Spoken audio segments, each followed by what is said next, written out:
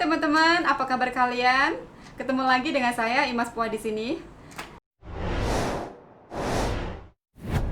Di video kali ini saya mau membahas tentang peraturan baru TKW Singapura 2021.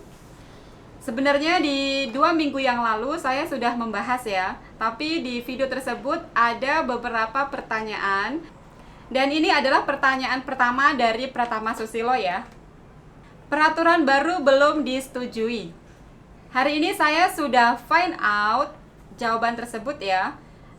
Teman agensi saya mengatakan bahwa kabar itu masih seperti kabar angin yang belum begitu belum disetujui di Singapura ya. Dan untuk teman-teman mungkin teman-teman atau teman kalian yang sudah bekerja ke Singapura di bulan Januari ini, siapa tahu kalian tahu informasinya ya. Apakah memang tidak ada potongan sama sekali atau mungkin ada potongan 2 bulan? Silakan kalian komen di kolom komentar ya, karena ini informasinya sangat penting sekali untuk teman-teman yang ada di Indonesia atau untuk teman-teman TKW yang mau ke Singapura yang lagi ada di PT.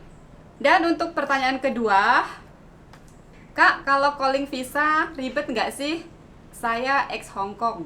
Pertanyaan dari Bunda Sekar Arum ya.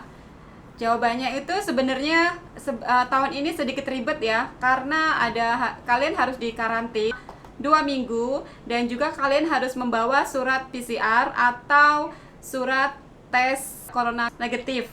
Oke, so biaya untuk PCR itu 900.000 ya. Oke, untuk pertanyaan nomor 3 ini dari Mbak Siti Mei ya. Ini pertanyaannya. Kak, bila transfer macam mana? Oke, jadi jawabannya, kalau Mbak Siti pindah majikan baru, kalau misal potongannya sudah habis ya. Kalau misal potongannya 7 bulan, jadi sudah habis. Kalian pindah majikan tidak ada potongan ya. Kalau misal memang sudah tidak ada potongan lagi. Dan jika majikan Mbak Siti mencarikan majikan baru. Tapi kalau misal Mbak Sitinya ke agensi, ini mungkin akan dipotong ya selama 1 bulan atau 2 bulan. Karena Mbak Siti harus tinggal di agensi sekitar mungkin 1 minggu atau bahkan lebih dari itu. Nah, untuk membayar biaya makan atau tempat tinggal di tempat agensi, jadi akan dipotong sekitar 1 bulan atau 2 bulan gaji. Oke, jadi untuk pertanyaan nomor 4 itu dari Musrikatun 7 ya. Kak, kalau mau cuti boleh nggak Kak katanya. Oke, jadi untuk Mbak Musrikatun ya, kalau mbaknya mau pulang itu boleh-boleh saja. Tapi itu setidaknya harus ada persetujuan antara Mbak Seven sama dengan majikan. Jadi tidak akan dipersusah nanti kalau Mbak Seven ini masuk ke Singapura lagi. Karena sekarang kan susah sistemnya nih, jadi kalian harus dikarantin di Indonesia.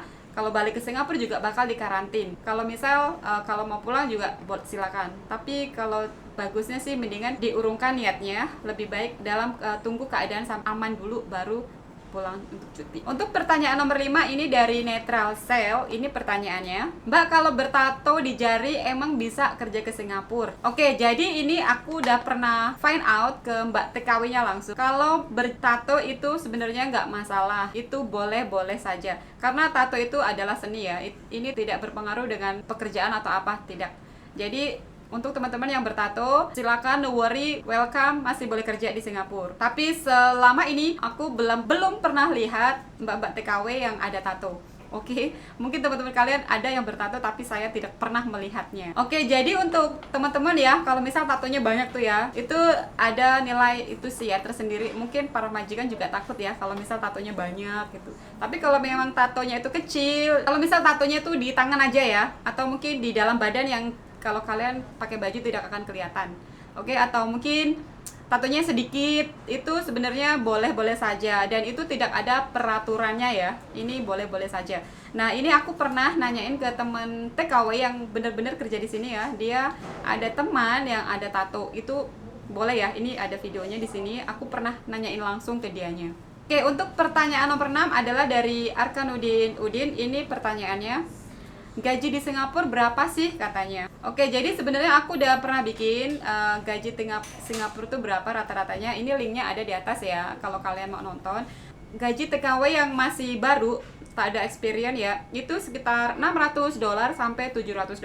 Nah, untuk TKW yang sudah ada experience ya, pengalaman ya, itu sekitar 700 sampai 1.000. Bahkan ada yang gajinya itu 1.500 dan ada yang 2.000. Saya pernah interview ya TKW di Singapura yang gajinya itu 1.500. Dan ini linknya ya kalau kalian mau nonton. Ada, dia gajinya 1.500 per bulan. Ini pertanyaan nomor 7 dari Mei atau Mai ya. Kalau yang ditransfer gimana Mbak? Apakah dipotong juga atau nggak dipotong juga? Jadi kalau misalnya Mbak Mei ini sudah bekerja di sini, udah potongan sudah habis dan dia mencari majikan baru, jadi tidak akan dipotong ya. Kalau misal majikan kalian mencarikan majikan baru buat kalian, itu tidak dipotong. Tapi kalau kalian masuk ke agensi, itu pasti akan dipotong ya. Karena kalian kan harus tinggal di agensi dan juga butuh makan, tidur, tempat akomodasi. Jadi itu akan dipotong sekitar 1 bulan atau 2 bulan. Ada pertanyaan nomor 8 ya. Ini sebenarnya bukan pertanyaan, mereka memberi masukan ya. Ini dari Ulub Albab. Ini dia, bener Mbak, di PT nggak ada potongan. Tapi kalau masuk ke Singapura akan dipotong selama 2 bulan. Oke, jadi aku setuju banget sama Ulub ini ya. Kalau memang bener-bener dipotong cuma 2 bulan. Kalau reasonable ya, kalau memang harus dipotong selama 2 bulan ya kerja ke Singapura. Karena secara otomatis kalian kan mau ke Singapura harus mengeluarkan biaya ya. Misalkan kalian mau bikin paspor nih, otomatis kalian harus ngeluarin uang sendiri ya. Juga kalian harus masih menunggu lagi di PT, itu paling lama atau paling cepat itu sekitar 1 bulan atau 2 bulan. Kalau cepat itu 2 bulan kalian akan diterbangkan ke Singapura. Untuk dalam jangka 2 minggu itu kalian butuh makan dan tidur. Dan juga kalian akan dicek medical ya, check up ya. Itu juga seharusnya itu pakai uang kalian. Semuanya ditanggung oleh majikan Singapura, sepertinya itu tidak adil ya. Karena kalau memang harus ditanggung sama majikan sini, majikan Singapura harus membayar sekitar 3.000 Sing dolar, itu terlalu mahal untuk mengambil TKW dari Indonesia. Jadi ada pertanyaan nomor 9 dari Mbak Renata. Pertanyaan nomor 9, Singapura masih menerima BMI kah? Jawabannya boleh. Di Singapura tidak seperti Taiwan ya. Di Singapura itu masih bisa mengambil BMI atau TKW dari Indonesia. Oke, pertanyaan nomor 10, SIM card simpati di Indonesia boleh nggak sih dipakai di Singapura? Oke, jadi jawabannya boleh ya. SIM card kalian itu masih aktif ya. Dan juga di sini ada connection internet atau WiFi. Jadi masih bisa dipakai itu untuk WhatsApp, WeChat ataupun Facebook. Oke, tidak perlu mendaftar apapun. Bisa langsung dipakai. Oke, jadi teman-teman sampai di sini aja videonya ya. Semoga informasinya bermanfaat. So, kalau kalian ada pertanyaan apapun, silakan komen ya. Insya Allah akan saya jawab. Oke, thanks for watching. See you in my next video.